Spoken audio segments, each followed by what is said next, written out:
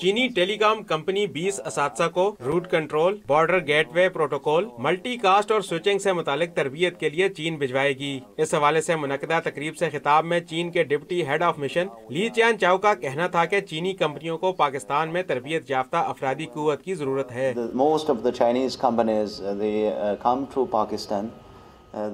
پاکستان آنے والی بیشتر کمپنیوں نے بتایا کہ انہیں یہاں قابل انجینئرز اور ورکرز نہیں ملتے، یہ ایک بڑا مسئلہ ہے۔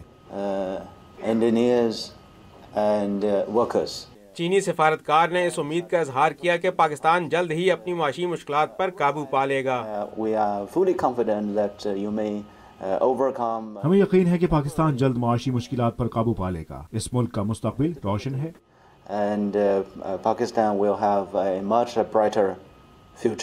چین جانے والے اساتذہ 1 ماہ تک چینی شہر چونگ چھنگ کے انڈسٹریل پولی ٹیکنیکل کالج میں تربیت حاصل کریں گے۔ کیمرہ مین منصور احمد کے ساتھ رضا خان، ڈان نیوز، اسلام آباد۔